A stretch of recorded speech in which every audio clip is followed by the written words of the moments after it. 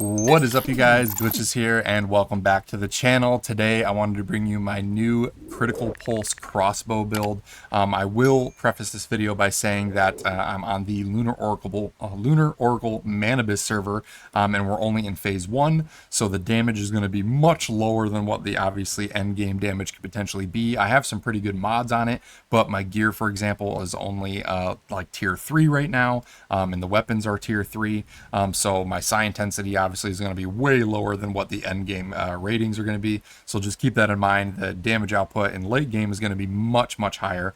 Also, when I go over the armor, the key armor piece that we're going to be using is the Mayfly goggles. But in the late game, once you get some more specific Lunar Oracle suffix mods and some better end game gear, the new Overload pants are actually pretty good as well for certain situations. So I'll give you demos of both. Yeah, first thing I think we can do is jump into the weapons. So let's head over to our loadout. So for our primary weapon, we're obviously using the Critical Pulse. And how this weapon works is it triggers continuous power surge on hit with a 70% chance to generate a deviated particle near the player. You pick them up to enter a charged state. And if you hit a enemy here, we can kind of give an example of what that looks like. So that is the deviated particle, and you can see by the little icon at the bottom middle that we have the deviated particle charge state active. This can stack up to 4 or 5 times, I believe. So let's head on back here. Continuous power surge can trigger every 0.5 seconds within a 3-second period, which means that after just one proc of this, we can get actually 6 ticks of the power surge shock damage procking within just one activation, dealing 60% damage to the player. However, higher stacks shorten the interval, stacking up to 5 times. So the more times that you shoot the same target over and over again, the quicker you're going to be able to build up those stacks, and the faster your power surge can actually proc. While in the charge state, hitting a target consumes 1 charge to create an orb of lightning, dealing shock elemental status damage of 75% psi intensity to targets within 5 meters every 0.5 seconds. This damage also benefits from the power surge damage modifier.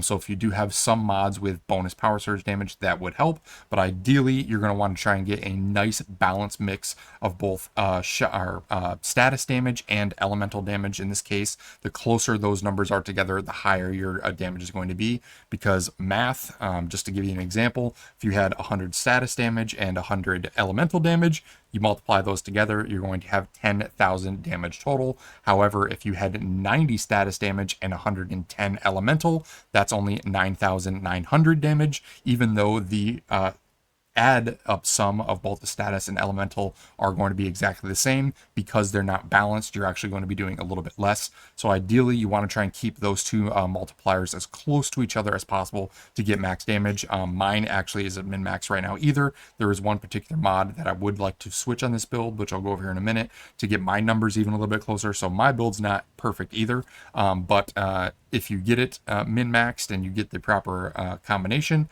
then the potential is definitely there. So that is the weapon itself. And then the final perk, which I forgot to mention, is it just straight up gives a 30% bonus to shock elemental damage, which is just good. It's just going to be there passively at all times. So keep that in mind. Moving on. Oh, and then for the mod, what I put on it is going to be the static shot talents mod. This will have status damage and elemental damage on it. Ideally, damage to great ones also helps, things like that. Reload speed will be nice, because we're going to be firing 1 shot at a time with this build. So those are the suffixes that you ideally want to try and shoot for on pretty much all of your mods.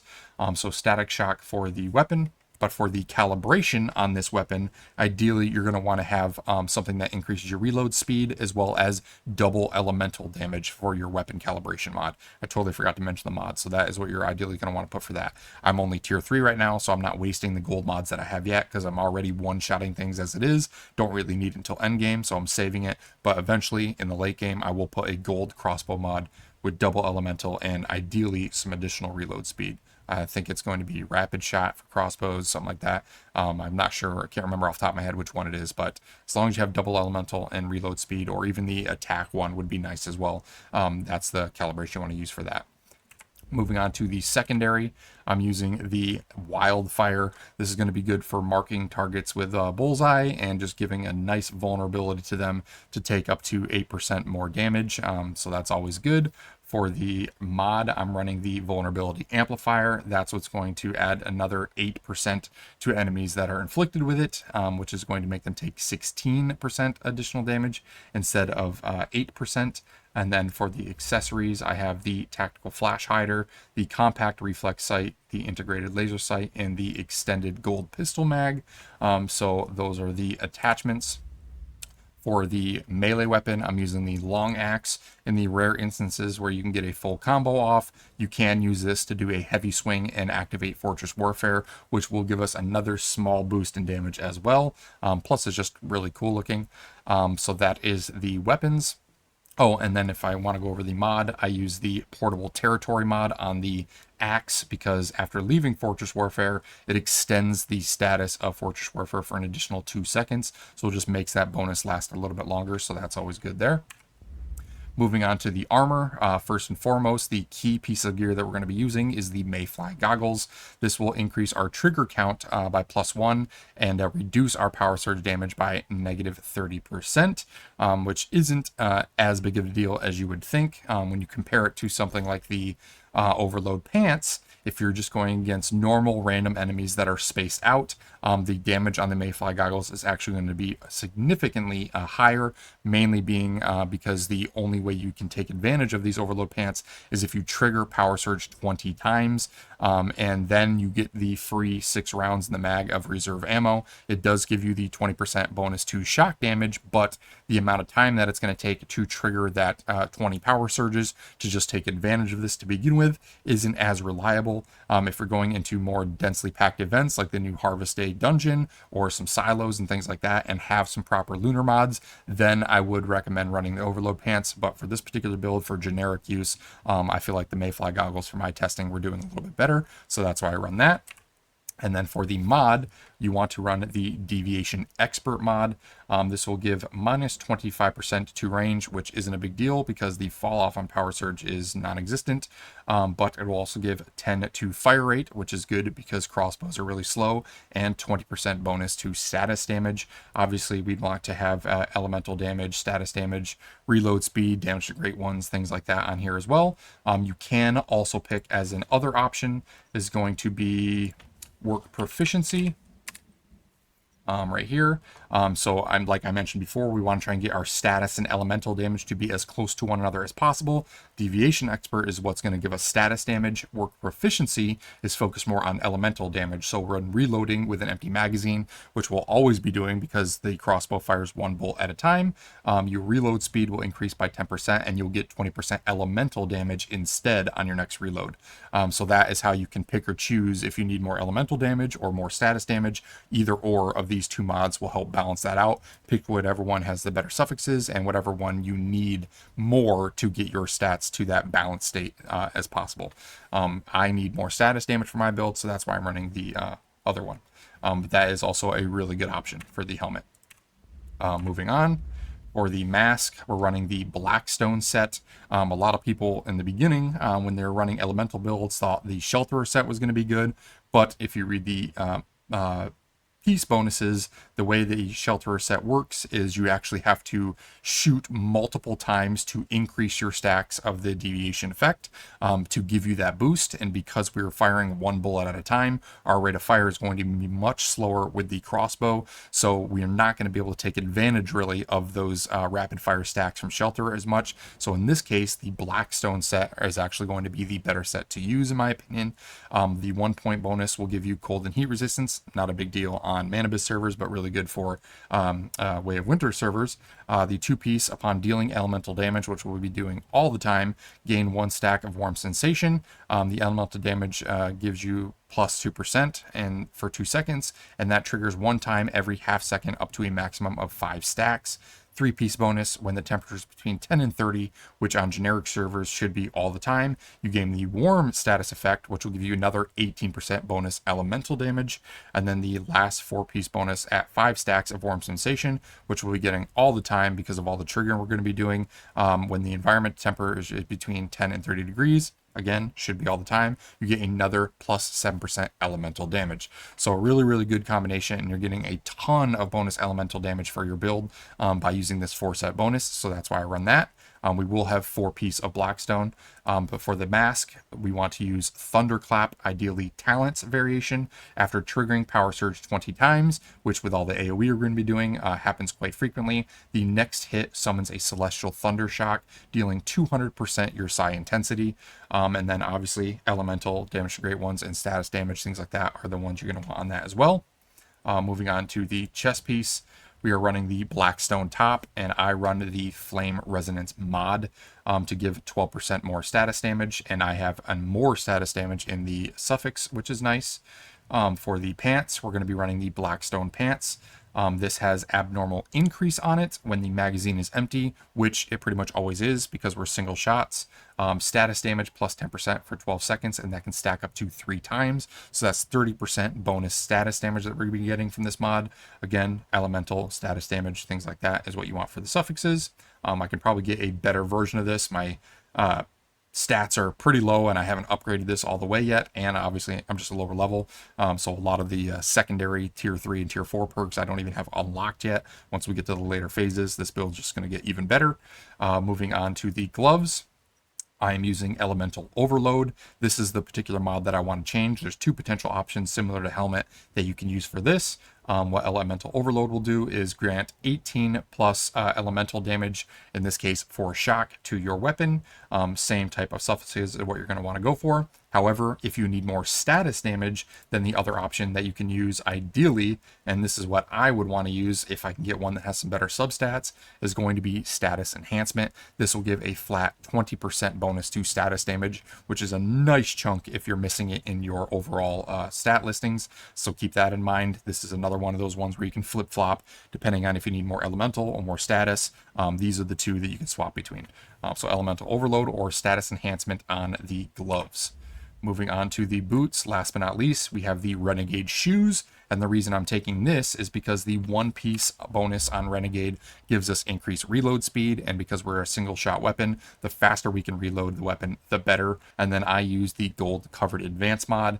Taking no damage within 4 seconds grants 20% bonus melee weapon and status damage for 30 seconds. Probably the best in slot for boots in my opinion across the board, regardless of what build you're using. And then again, you're going to want damage to Great Ones, elemental damage, status damage, things like that on this as well. So really, really good mod to have for this build for your boots. So that is the armor and weapons. If we look at our stats with the crossbow out, we are sitting at 55.6 at my low level status damage and 75% elemental. As you can see, if I had that good status damage mod, that would kind of bring them more into balance. It'd be like 50, 65, 55, something like that. So I do a little bit more damage if I had a better one of those. So that's one thing I'll probably change, but they're not too far apart. But now if we just go in and kind of show you how it works, we can go and fire it off here. Actually, before we do the damage test, forgot I want to go over the Cradle Perks. So let's go to the Mimetic's Cradle. And the ones I would pick, I'm again on the Manibus server, so yours might be a little bit different. Anything elemental or power surge related, definitely pick that up. But for the hard mode and Lunar Oracle Manibus server, the ones that I would recommend is going to be Anti-Phase. That will just give a flat damage plus 15% when using crossbows, as well as an additional 100% damage against Super Anomalies Phase, because we have Phase, Void, and Coherence on this server. You could also potentially take the Anti-Coherence, because we're going to be using the Wildfire Pistol to make that do a little bit more damage. I still have 3 that I have to unlock once these phases open up more, that we have slots. So I'll tell you the 3 additional ones that I would pick at the end. So Anti-Phase, Tactical Combo, you're definitely going to want 50% bonus weapon damage when switching weapons, which we'll be doing all the time when we're switching between our Bullseye Wildfire Pistol. Status Enhancement, this is a no-brainer, 15% bonus status damage anytime you hit a weak spot. You could also fill one of those 3 additional slots with Deviant Energy Defense. When handling your deviation and summoning it, it will give you a shield equal to 30% of your max HP. You also get additional status damage reduction and weapon damage reduction, which is also nice, specifically for these Lunar Oracle events where your health gets drained pretty frequently. That's something you could take. Another one would be like Resilience when your sanity is below 30%. Deviants get damage reduced by 30% as well. That's another defensive one you could take there. But moving on, I'd also take Elemental Sense. After dealing elemental damage, the corresponding element, in this case shock, will be increased by 25% for 4 seconds. You can also take, if we scroll down a little bit further, Transient Impact, dealing Power Surge, grants Power Surge damage plus 2.5% for 6 seconds, and it can stack up to 10 times. So that's really good. And then the final third spot that I would potentially fill out of the 3 that I'm missing would be Bounty Hunter. Marking a target grants plus 2% attack for 15 seconds up to 5 stacks. The effect is removed when switching weapons or renewing the mark renewing the mark will grant weapon damage plus 3 seconds for 10 seconds up to an additional 5 stacks as well. So again, this combos well with our wildfire. So if you're marking a bunch of enemies, then this will just make that a little bit more efficient and have you do more damage as well. So for the 3 floaters that I haven't unlocked, I'd probably pick Bounty Hunter, the Anti-Coherence, or the Resilience perk, depending on which scenario I'm in, and the Deviant Energy Defense for some additional shields. But these are the core ones that you definitely want to take, at least on Manibus. And then for the deviation that I would recommend, at least on this server, there's 3 in particular that I would recommend. Best in slot, in my opinion, would be a really high quality mini feaster. And the reason being for that, if we go over and inspect this, is because when you activate it, depending on how many tentacles spawn, you can actually get increased to status damage by 15% up to a maximum of 60%. If you have a skill rating of 5, this can actually get to a maximum of 80%, which is a huge jump in status damage. And I'll show this difference on the test dummies here in a minute. When we do the damage test, you get a significant jump when summoning your mini feaster for status damage in this build. So you get a ton of status damage with this whole build is built around when using this particular deviation, and it just has good AoE combat for against enemies. So this would be the best in slot for me, in my opinion, at least for damage. The other good option would be one of the either normal or Lunar Oracle red variations of the Wolf. They can do hold aggro really well and just do good weapon damage bonuses for your character for attacking as well there. And then the defensive option, and especially during the Lunar Oracle events, the Crimson Moon events themselves, when your sanity drops, would be the Festering Gel, because for those of you that don't know, that will heal you and also reduce your sanity for a temporary period of time while you're standing near it. And some of the Lunar Oracle and the shiny variations can give you status bonuses as well if you have a proper roll on it. So that's a really good option as well. So those are the 3 deviations I would choose. But moving on to the food, typical ones that you're obviously going to want to grab for legendaries would be the shaved ice one. I can't remember what the name of it is off the top of my head. Whimsical Drink. That will give bonus 25% to status damage as well. That's probably the best in slot for this particular elemental build. Anything that gives bonus to elemental, bonus to health. There's also some ones that are good just for this lunar one.